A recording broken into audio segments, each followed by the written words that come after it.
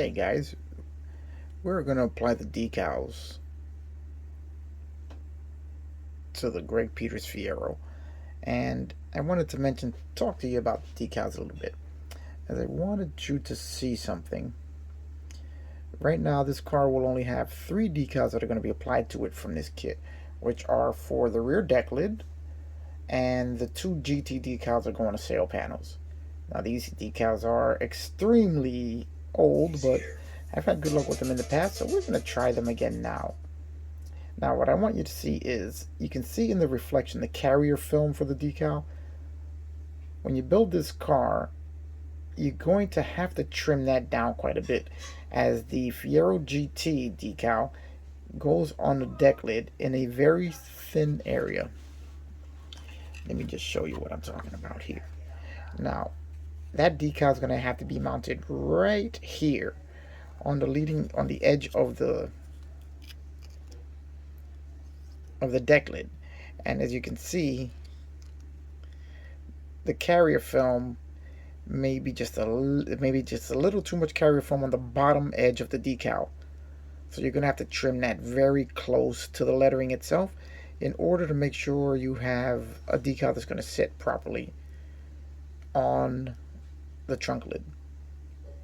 Now, I know you're saying it's a red decal on the red paint. It'll probably disappear in the paint, but no, because there is a white shadowing to the decal, which will help the red stand out. So let's get to applying it. Now, applying decals is really very simple. I'm sure everybody watching this channel has it all down pat, but in case you don't, we'll just go over some decal application. Now, the first thing we're going to do is we're going to cut it free of the backing paper. Now, these decals are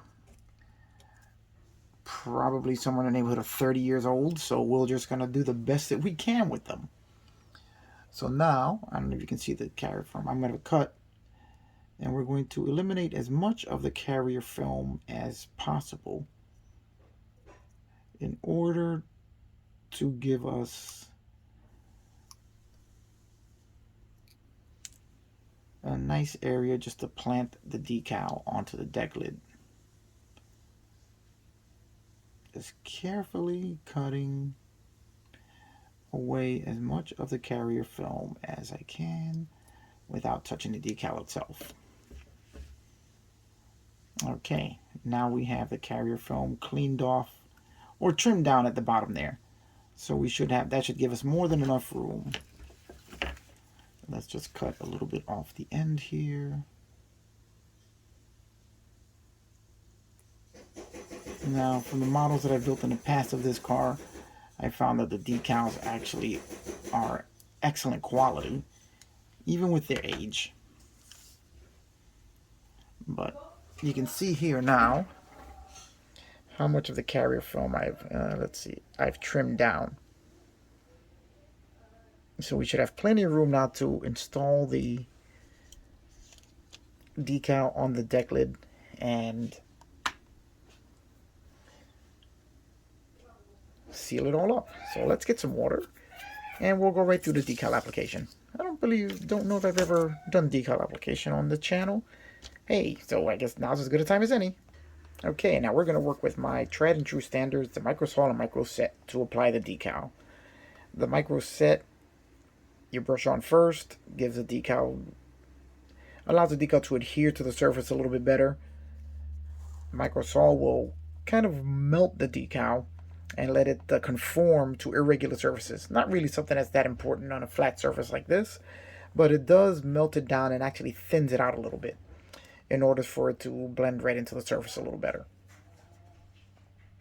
Now, you're also going to keep a Q-tip handy, as that's what you're going to use to pat down the decal and smooth it out as it's sitting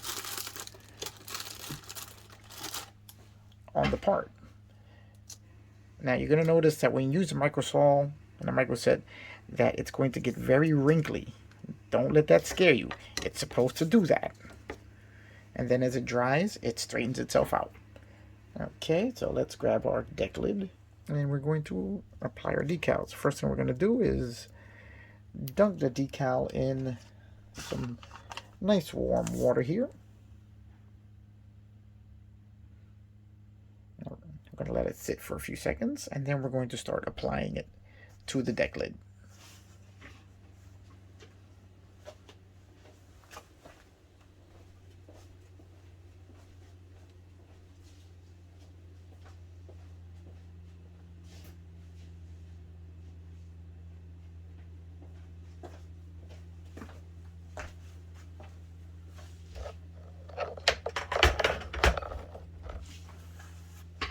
Now we're going to get our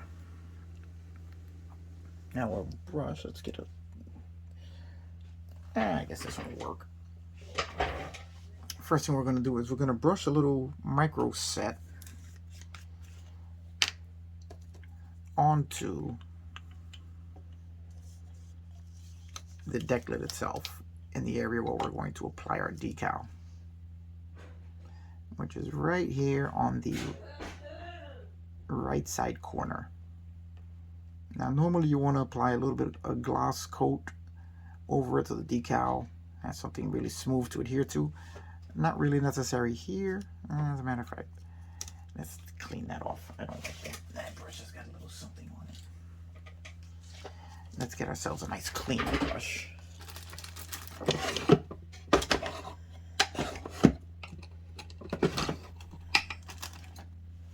Here we go. All right, let's do that again.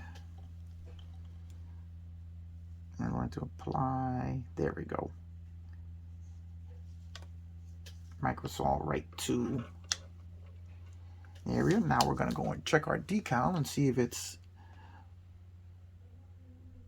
gotten to the point where we can just slide it right off the paper backing, if it will even work after all of these years.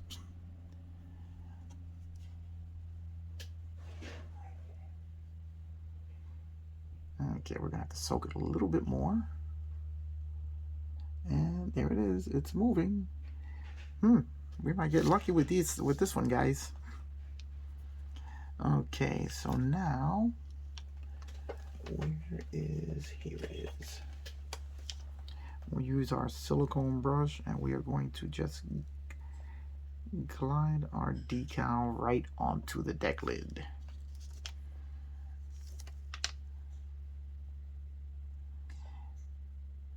Now, I really recommend these silicone brushes. They work very well for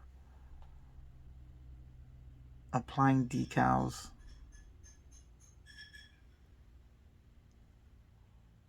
without damaging them.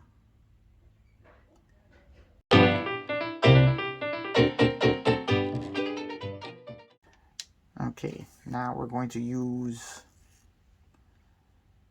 our Q-tip to soak up the excess water.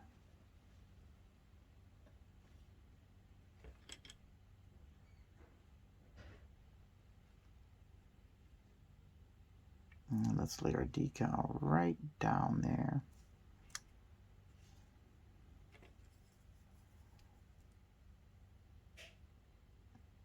Moved it just a little bit.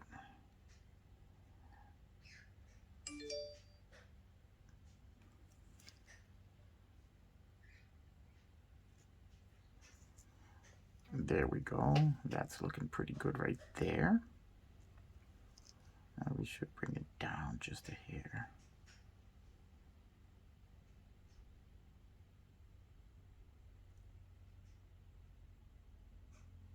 Okay, I think we're doing pretty good right there.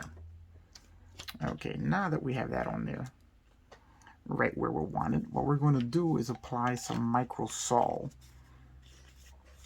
And that's going to pretty much just melt the decal and really get it to sit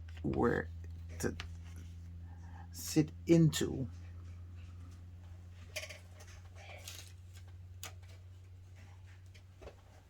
the deck lid. Now this is the first step before we apply clear coat to this deck lid. Now we're just going to apply the microsol over the decal.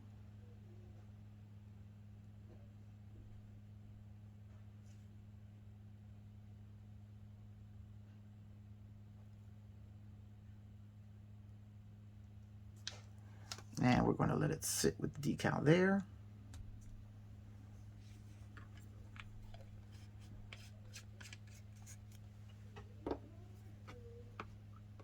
Now this is something that takes a little bit of patience. You just have to work with it and let it do its job.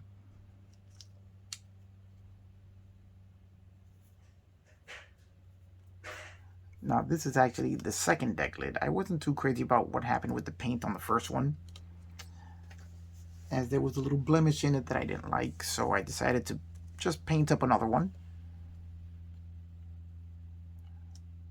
And this is why I'm applying the decal to this second one, and why I will have to clear coat it when I'm done with this. And then we'll have to go through our whole polishing regimen.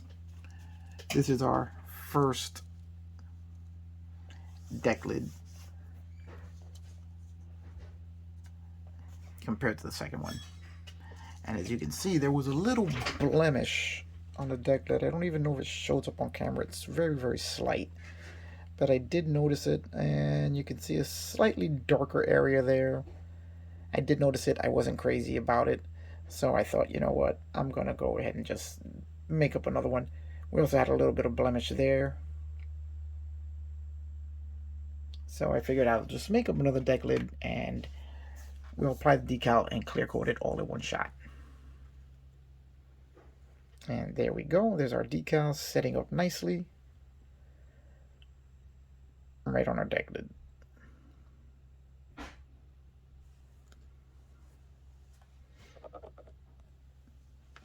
Now that we've got that setting up, now we're going to do a little bit of cleaning up with the decal. We're going to absorb the excess. Make sure that it lays flat against the deck lid. And there we go. You can apply a little bit more microsol or microset as you see fit to really get it to lay flat there. Now, you're going to notice it is a little bit, I don't know if you can make it out here, that there are a few wrinkles in it that will smooth out as it dries.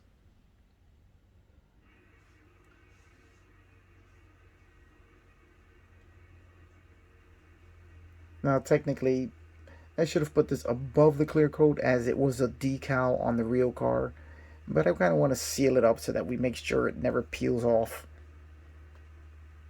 or flakes off in the coming years as Greg has it displayed. So we're going to seal it up in the clear coat just to make sure that it stays there forever.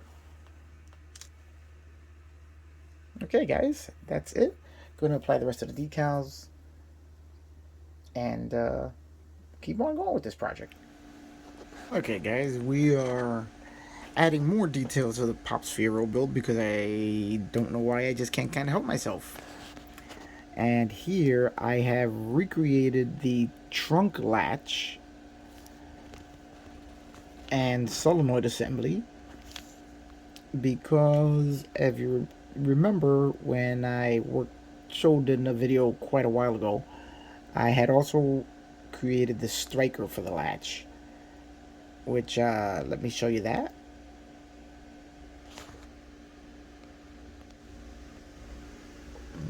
Let's find it there. We don't want to reveal too much of the card just yet. So there is a striker for the latch, which I made out of metal rod, which you can get at any Hobby Lobby. Now here I have created the solenoid, the latch and latch assembly from styrene. I just took a styrene sheet and cut out the main body of the latch. The solenoid assembly is from styrene rod, and then a small bit of detail just added to the front, cut from another styrene rod, just to give it something more than just a flat look.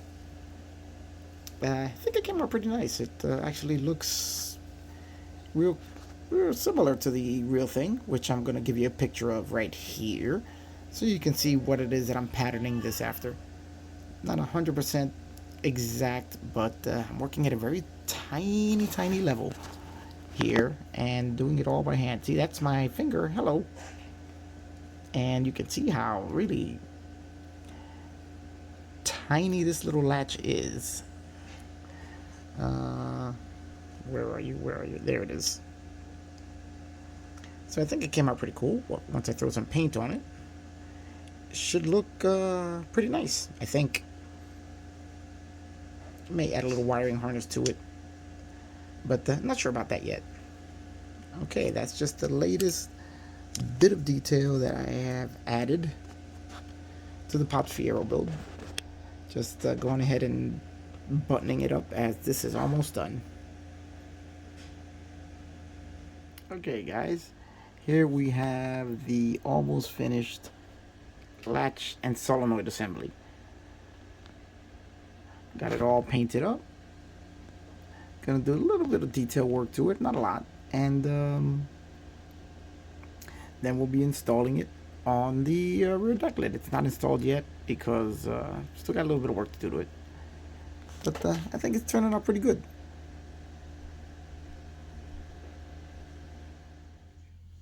Hey guys, sorry for the incredibly zoomed in image here, but I'm still trying to keep the final reveal of this car a secret. Well, we're not ready for the final reveal because I just decided to add something new.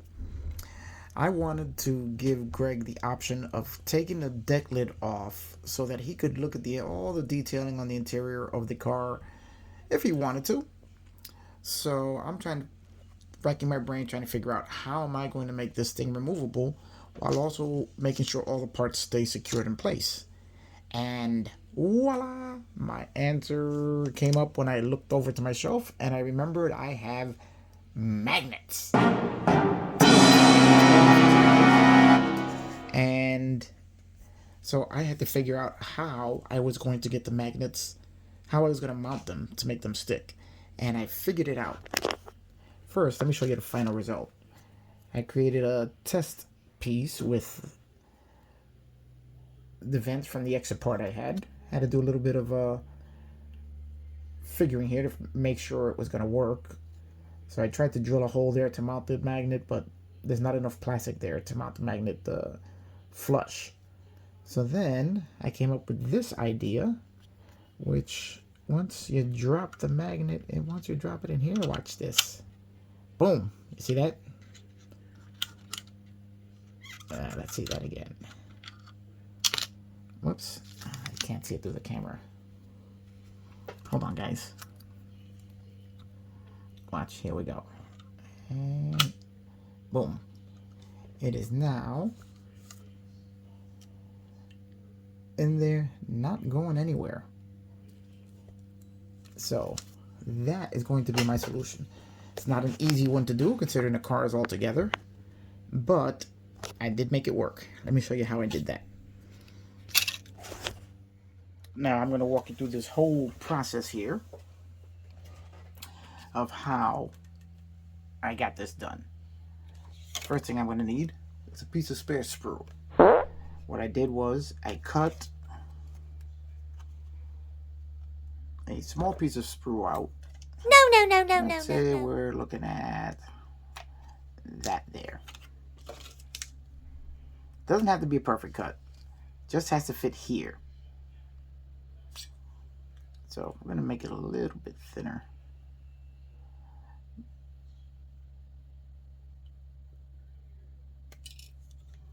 There we go.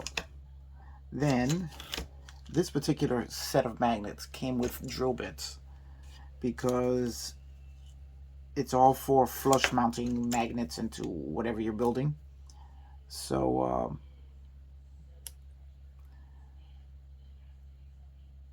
let's just make it neat because we're gonna have painted all black, so it's not really visible when we're done.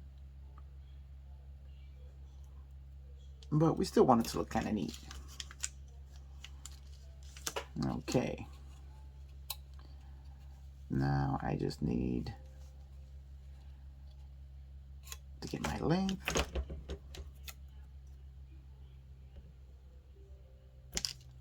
which is right there. Now, what we're going to do is we're going to attach this piece of styrene under the engine grill mounting plates here. Now, into this piece of styrene, we're going to insert a magnet,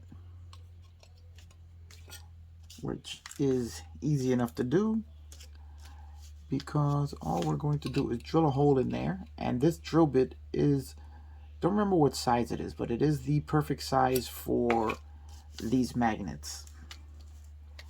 So basically all I have to do is drill a hole. Let's just center it correctly.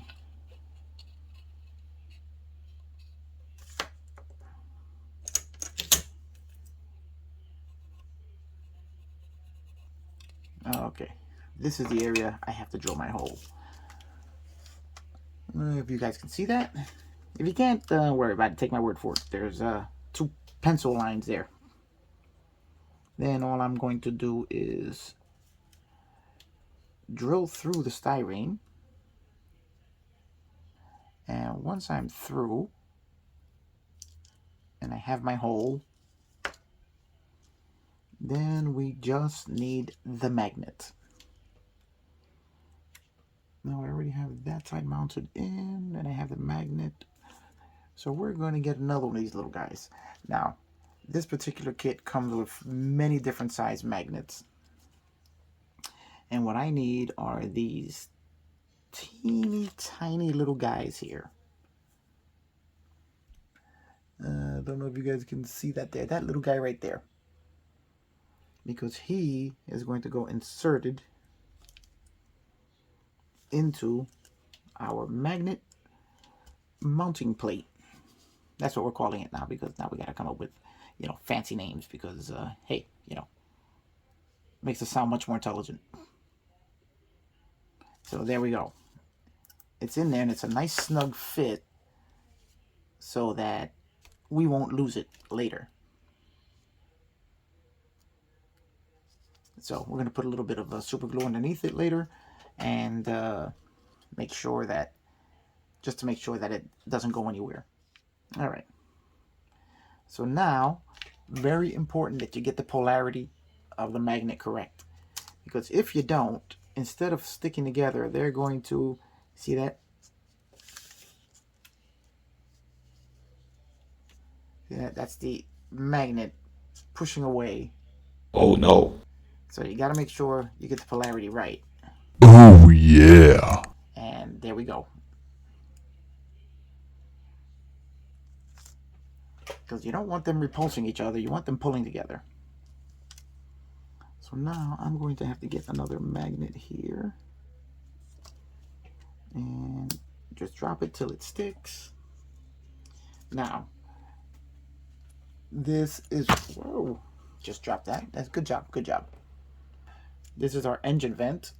What we're going to do is we're just going to glue the magnet between these 2 pins here that are used to position the engine vent. Exactly the same way we did here on our test vent.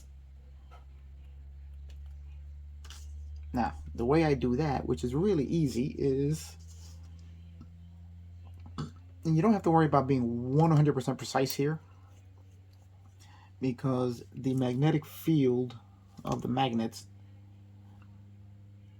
is strong enough. Now we just drop a super glue right there between the 2 posts. Then we're going to take our magnet, and this is how you can make sure you always have the correct polarity, is you're going to use the magnet plate to mount your magnet. And this way you don't have to worry about it facing the wrong way, because right now they're stuck together. So you don't have to worry about accidentally having it facing in the wrong direction. We'll let it sit for a minute, and then we'll be back with the next part of this, which is the part that's tough, which is inserting it into the car, which I'm going to show you how I do it here, so you don't see too much of the car. Okay. So now we have our magnet mounted. I've already super glued it on the back to make sure it's not going to go anywhere, which I don't think it's going to anyway, but you know, you never know. Better be safe than sorry. Let me just straighten this out a little bit. I know it doesn't matter, but it bugs me. That looks better. I like everything to look really professional. Now, this is how we're going to install it. We're going to take the magnet, we're going to put it on the end of this drill bit, just like this. Then we're going to take the part, we're going to insert it this way, hold it here with the drill bit, and apply Tamiya cement to melt the two plastics together. And that should create a pretty good bond there. On this one, these side lights, and once that dries, should be perfect for just installing the engine grills without any effort or issue whatsoever.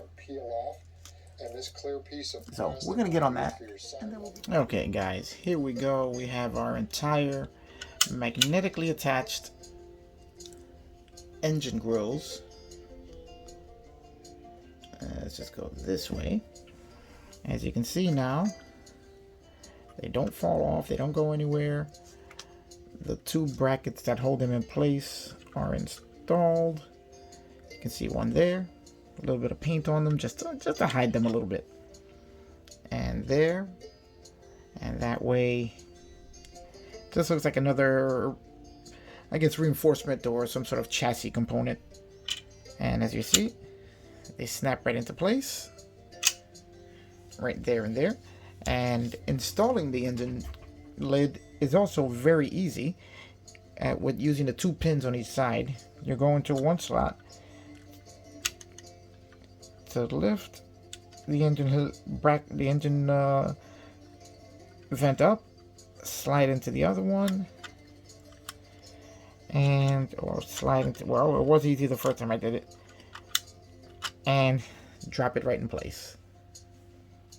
So there we go guys, one of the last major hurdles of this build are over and solved with magnets. Okay, we're gonna keep going because it's just about done.